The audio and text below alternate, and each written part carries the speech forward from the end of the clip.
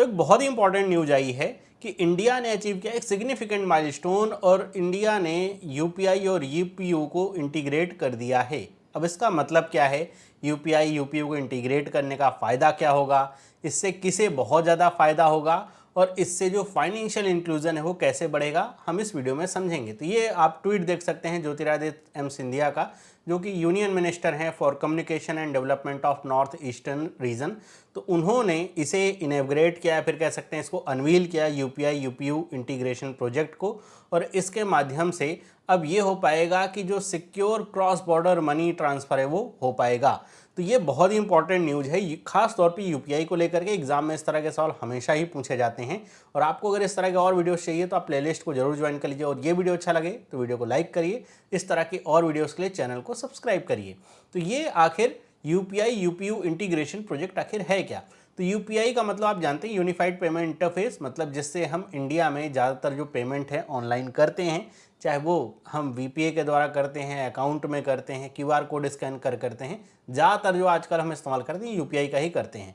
अब ये सोचिए कि अगर आप इंडिया में हैं और आपका कोई रिश्तेदार या कोई घर का व्यक्ति बाहर में काम कर रहा है, उसे अगर आपको पैसे भेजने हों तो आप कैसे, वो आपको कैसे भेजेगा? तो उसके बहुत सारे माध्यम हैं, वो स्विफ्ट कर सकता है, बैंक ट्रांसफ़र करेगा, बहुत सारे तरीके हैं। लेकिन अगर वो भी यूपीआई के माध्यम से पैसे भेजे और आपको पैसे मिलने में समय ना लगे, नियर रियल टाइम ट्रांसफ़र हो, तो कितना अच्छा होगा। और वो थोड़ा कॉस्ट इफेक्टिव भी हो, मतलब उतना ज़्यादा महंगा ना पड़े, तो बहुत ही अच्छा रहेगा। तो उसी के लिए यूपीआई को इंटीग्रेट किया गया है यूनिवर्सल पोस्टल यूनियन के इंटरकनेक्शन प्लेटफॉर्म के द्वारा। मतलब यूपीयू आईपी, ये इसका मतलब कह सकते हैं एक्रोनिम है, इंटरकनेक्शन प्लेटफॉर्म है यूपीयू का। तो इससे यूपीआई को इंटीग्रेट किया गया है। इससे होगा क्या कि जो डिजिटल पेमेंट्स हैं वो बहुत ही आसानी से हो पाएंगी। और ये जो यूपीयू का एक वास्ट या ग्लोबल पोस्टल नेटवर्क की रीच है, उसके साथ जो यूपीआई है वो जुड़ जाएगा। तो ये सारी बातें सब कब हुई या अनवील इसका कब हुआ? तो ये हुआ 28th यूनिवर्सल पोस्टल कांग्रेस हुई थी दुबई में, तो उसमें ये सारी बातें हुई हैं। तो ये भी याद रखिएगा, पूछा जा सकता है कि यूनिवर्सल पोस्टल कांग्रेस कहाँ पे हुई थी? दुबई में हुई थी, तो वहाँ पे सारी बातें हुई है। ये जो पूरा आप कह सकते हैं पूरा प्रोजेक्ट है, डेवलप किया गया है developed by department of post, क्योंकि इसमें पोस्ट का, डिपार्टमेंट ऑफ पोस्ट की बहुत बड़ी भागीदारी है। एनपीसीआई इंटरनेशनल पेमेंट्स लिमिटेड, आपको पता होगा कि एनपीसीआई की इंटरनेशनल आर्म है एनआईपीएल, जो कि इस तरह के जो समझौते होते हैं, इस तरह के जो प्रोजेक्ट होते हैं उसको कैरी करती है। और यूपीयू का मतलब यूनिवर्सल पोस्टल यूनियन। तो इन तीन के द्वारा इसको डेवलप किया गया है। इससे होगा क्या, जो ग्लोबल रेमिटेंस है और जो कह सकते हैं कि फॉस्टर ग्रेटर फाइनेंशियल इंक्लूजन, इसको एम करते हुए इसको डेवलप किया गया है, ताकि जो फाइनेंशियल इंक्लूजन है वो बढ़ सके। कैसे बढ़ेगा फाइनेंशियल इंक्लूजन इससे? तो उस पर अगर हम बात करें तो आपको ये पता होगा कि इंडिया क्रॉस बॉर्डर रेमिटेंस के मामले में भी टॉप के देशों में ही रहता है, कभी 1 पे कभी 2 पे ऐसे चलता है। मतलब बाहर से इंडिया में पेमेंट्स बहुत ज़्यादा आती हैं। लेकिन अब ये सोचिए कि अगर कोई व्यक्ति कहीं काम कर रहा है इंडिया का, उसे अपने घर पे पैसे भेजने हैं, तो उसे आसपास या कहीं शहर जाना पड़ेगा, वहाँ से वो पैसे भेज सकता है। लेकिन कुछ ऐसी सुविधा हो जाए कि वो आसपास जहाँ काम करता है वहाँ के पोस्ट ऑफिस में जा कर के ही वो पैसा अपना लगा सके और भेज सके, तो कितना अच्छा होगा। तो इसी के लिए यूपीयू का यहाँ पे आईपी प्लेटफॉर्म यूज़ किया जा रहा है। आपको पता होगा कि जो यूपीयू है वो लगभग 190, और अभी तो आप इसे 192 कर दीजिए, 192 कंट्रीज़ में इसकी जो ब्रांचेज हैं वो काम करती हैं। तो वो क्या होगा कि आप किसी भी पोस्ट ऑफिस में जाएंगे, जो यूपीयू जो पेमेंट है उसको प्रोसेस करता है, वहाँ से आप पेमेंट भेज पाएंगे अपने इंडिया में। तो मतलब ये होगा कि जो रिमोट एरियाज़ हैं, विदेशों में भी जो रिमोट एरियाज़ हैं, वहाँ पर भी पेमेंट, वहाँ से पेमेंट हो पाएगी। और कहाँ पे? इंडिया के जो रिमोट एरियाज़ हैं वहाँ तक भी पेमेंट हो पाएगी। मैं यहाँ पे फिर से फोकस कर दूँ कि remote area to remote area payment का फोकस नहीं है, फोकस इस बात पे है कि आप किसी भी रिमोट एरिया से भारत के भी किसी रिमोट एरिया पे पेमेंट कर पाएंगे। शहरों में तो कर ही पाते हैं, वो तो बहुत आसान सी चीज़ होती है। तो इसकी वजह से अगर आपके या जान पहचान का कोई भी ऐसा व्यक्ति है जो गांव में रहता है, उसको बाहर से पेमेंट आनी है, तो उसको उसके लिए शहर नहीं जाना है, उसके गांव के आसपास का जो पोस्ट ऑफिस है वहीं से वो सारी चीज़ें एक्सेस कर पाएगा। तो इस इंटीग्रेशन से होगा क्या कि फास्टर मनी ट्रांसफ़र हो पाएगा compare to traditional system. Traditional system में समय लगता है, टाइम लगता है, पेमेंट लगाई जाती है, उसको वायर ट्रांसफ़र होने में टाइम लगता है। लेकिन ये चूंकि यूपीआई माध्यम का इस्तेमाल किया जा रहा है तो नियर रियल टाइम में ट्रांसफ़र हुआ करेगा। ये जो कॉस्ट करेगा ये जो ट्रेडिशनल सिस्टम है उससे कम करेगा, जिससे जो रेमिटेंस होता है वो ज़्यादा अफोर्डेबल हो जाता है।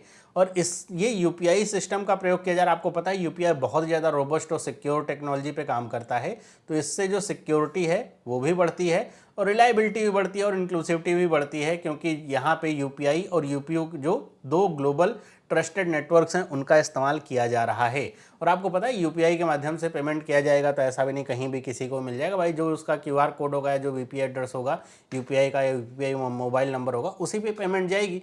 तो इसकी वजह से बीच में कहीं भी ऐसा पैसे का इधर उधर होने के भी कोई चांसेस नहीं रहेंगे। अब हम बात करें अगर कि ये कैसे काम करेगा, तो ये जो टेक्नोलॉजी है इसमें इस्तेमाल करी गई यूपीआई यूपीयू इंटीग्रेशन में, तो इसमें दोनों का जो बेस्ट फीचर वो इस्तेमाल किया है। यूपीआई का मतलब होगा कि वो रियल टाइम पेमेंट इंफ्रास्ट्रक्चर है कि 24/7 रहता है, इंस्टेंट पेमेंट होती है आपके बैंक अकाउंट से किसी भी सामने वाले के बैंक अकाउंट में, वीपीए पे, मोबाइल नंबर पे, क्यूआर कोड पे कहीं भी ट्रांसफ़र कर सकते हैं। तो ये सुविधा इस्तेमाल होगी यूपीआई की, मतलब जिसमें यूपीआई एक्सेल करता है।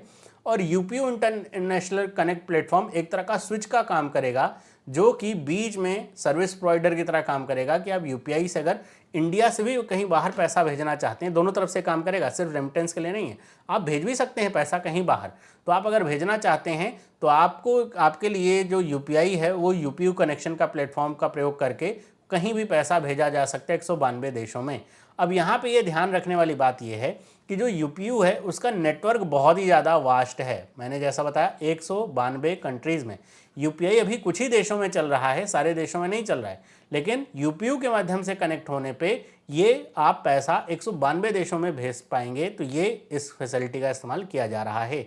ये अगर यूपीयू का इंटर कनेक्शन प्लेटफॉर्म का अगर आप मैनुअल देखेंगे या इसका प्रोजेक्ट रिपोर्ट देखेंगे तो आपको समझ में आएगा कि ये दोनों तरह के पेमेंट को सपोर्ट करता है, मतलब कैश भी और उसके साथ साथ अकाउंट ट्रांसफ़र भी। मतलब आप कैश भी पेमेंट भेज सकते हैं, आप यहाँ से डालें वहाँ से कोई कैश निकालें, अकाउंट ट्रांसफ़र भी कर पाएंगे। दोनों तरह के पेमेंट को ये सपोर्ट करता है।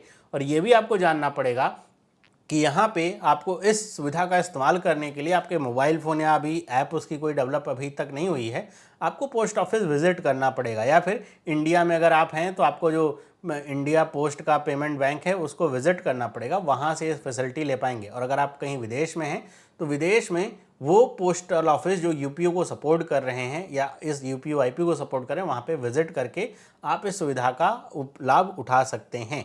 तो ये आपको करना पड़ेगा। मोबाइल प्लेटफॉर्म अभी ऐसा कुछ नहीं है जिसके माध्यम से आप ये जो सर्विस है वो यूज कर सकें। हो सकता है आने वाले समय में ये भी उपलब्ध हो जाए, अभी तक आपको इसके लिए जाना ही पड़ेगा, तभी आप इसको इस्तेमाल कर सकते हैं।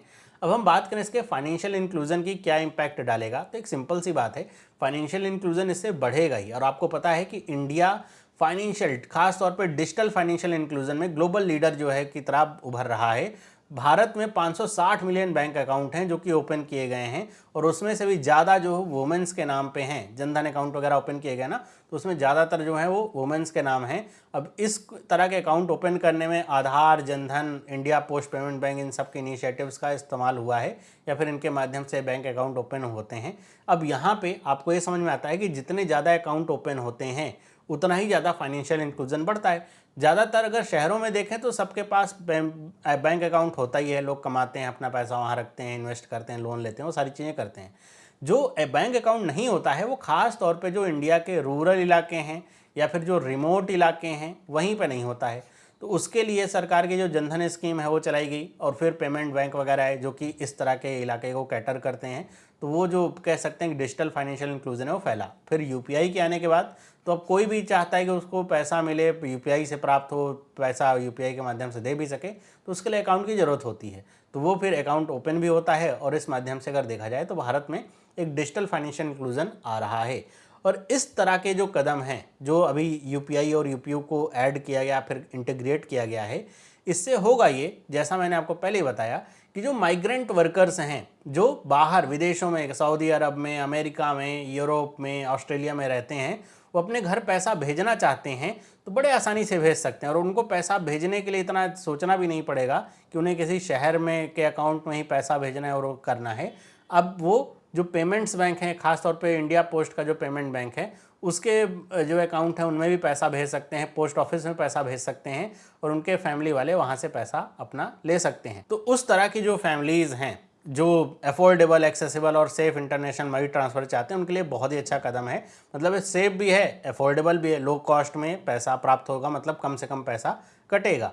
और इससे ई कॉमर्स बिजनेस जो है, जो बाहर पैसा भेजते हैं या फिर बाहर से सामान मंगाते हैं, उनके लिए भी अच्छा है। मतलब ये सिर्फ इंडिविजुअल के लिए काम नहीं करेगा कि इंडिविजुअल ही केवल पेमेंट कर पाएंगे, बल्कि अगर आप कुछ छोटे ऐसा स्मॉल बिजनेस चला रहे हैं जिसमें आपको ये लग रहा है ई कॉमर्स अपनी वेबसाइट के माध्यम से कुछ बेच रहे हैं, तो आप वहाँ पर भी इसको इंटीग्रेट करके आप वहाँ से भी पैसा अपना ले सकते हैं। मतलब कोई आपके यहाँ से सामान खरीदे तो आपको वो पैसे दे सकता है इसके माध्यम से। तो आपको ये जो सुविधा इस्तेमाल करने के लिए IPPB के पास जाना पड़ेगा, वहाँ से आप इस सुविधा का इस्तेमाल कर सकते हैं। या फिर आप कहीं बाहर से कुछ मंगा भी रहे हैं तो भी इसी सेम सुविधा का इस्तेमाल किया जा सकता है। फिर से बता दूं, ये सुविधा सेंड और रिसीव दोनों के लिए काम करेगी, सिर्फ एक तरफा नहीं है। इस जो अभी ये कांग्रेस हुई थी उसमें ये भी बताया गया कि इंडिया जो है $10 मिलियन का जो सपोर्ट है वो प्लेज कर किया हुआ है, ताकि जो ई कॉमर्स और डिजिटल प्लेटफॉर्म है या डिजिटल पेमेंट हैं उनमें जो इनोवेशंस लाई जा सकती हैं, टेक्नोलॉजिकल इनोवेशंस, उसके लिए भारत ने ये पैसा प्लेज किया हुआ है, ताकि जो इस तरह के और कुछ अच्छे सॉल्यूशंस निकल के आ सकें। इंडिया के लिहाज से बहुत ज़्यादा फ़ायदेमंद ये इस तरह के कदम होते हैं और इस वजह से जो फाइनेंशियल इंक्लूजन है वो और ज़्यादा बढ़ता है। तो ये सारी चीज़ें इसमें कुल मिला करके निकल के आई हैं। तो ये सारी चीज़ें हमने समझ ली। अब थोड़ी सी बात हम समझ लेते हैं UPO की, कि ये UPO क्या है। तो UPO की फुल फॉर्म तो मैंने आपको बता ही दी है। UPO एक स्पेशलाइज्ड एजेंसी है, किसकी? यूनाइटेड नेशंस की। मतलब यूनाइटेड नेशंस के अंतर्गत ये काम करती है और इसका काम ही क्या है? पोस्टल पॉलिसीज़ बनाना अपने 192 मेंबर देश जो वर्ल्ड वाइड हैं उनके लिए। और ये इस्टेब्लिश कब हुई थी? 1874 में ट्रीटी ऑफ बर्न के द्वारा। बर्न कहाँ पे है? स्विट्जरलैंड में है और यहीं पर इसका क्या है? हेडक्वार्टर भी है। तो अगर पूछे कभी UPO का हेडक्वार्टर तो बर्न स्विट्जरलैंड में ही है। और इस तरह से जो UPO है ये इंटरनेशनल ऑर्गेनाइजेशन में सेकंड ओल्डेस्ट ऑर्गेनाइजेशन बनता है ग्लोबली। अगर देखा जाए तो लगभग 150 साल हो चुके हैं इसको ओपन और ऑपरेट करते हुए। इसका जो की पर्पज़ है वो ये है कि ये पूरी दुनिया भर में यूनिवर्सल, एफिशिएंट और मॉडर्न पोस्टल नेटवर्क को फैसिलिटेट करता है। इंटरनेशनल मेल एक्सचेंज की तरह ये काम करता है। और इसके मेंबर की अगर बात करें, कौन इसका मेंबर बन सकता है, तो यूनाइटेड नेशंस के जितने भी मेंबर स्टेट हैं वो सारे अलाउड होते हैं कि वो UPO के मेंबर बन सकें। और अगर कोई ऐसा देश जो नॉन मेंबर है वो यूनाइटेड नेशंस का, मतलब अभी यूनाइटेड नेशंस का मेंबर नहीं बना है, वो भी बन सकता है इसका मेंबर। बस उसको अप्रूवल चाहिए होगा मेजॉरिटी का, मतलब 2/3 का अप्रूवल चाहिए होगा UPO मेंबर्स का। उसके बाद वो भी UPO का मेंबर बन सकता है। वर्तमान समय में UPO के डायरेक्टर जनरल हैं मासाहिको मोतोकी, जो कि जापानीज़ हैं। अब यहाँ पे आपको UPO के बारे में मैंने सारी चीज़ें बता दी। हेडक्वार्टर, डायरेक्टर जनरल, काम क्या है, कब इस्टेब्लिश हुआ था, कौन सी ट्रीटी से हुआ था, सारी चीज़ें आपको समझ में आ गई होंगी। तो ये थी पूरी न्यूज़ जिसमें आपको मैंने बताया कि ये UPI UPO इंटीग्रेशन प्रोजेक्ट आखिर है क्या, कैसे काम करेगा, किसके लिए ज़्यादा फायदेमंद है, फाइनेंशियल इंक्लूजन इससे कैसे बढ़ेगा, और UPO के बारे में मैंने आपको बता दिया कि UPO आखिर क्या है। तो इस तरह की और इम्पॉर्टेंट न्यूज़ अगर आपको चाहिए तो आप चैनल को सब्सक्राइब कर लीजिए ताकि कोई वीडियो मिस ना हो। इस तरह के बहुत सारे करंट अफेयर मैंने बना रखे हैं, प्लेलिस्ट अगर आप देखेंगे तो आपको मिल जाएंगे, जो आपके एग्जाम के लिए बहुत इंपॉर्टेंट है। ये वीडियो अच्छी लगी तो वीडियो को लाइक करिए। मिलते हैं अगली वीडियो में, सभी लोगों को बाय।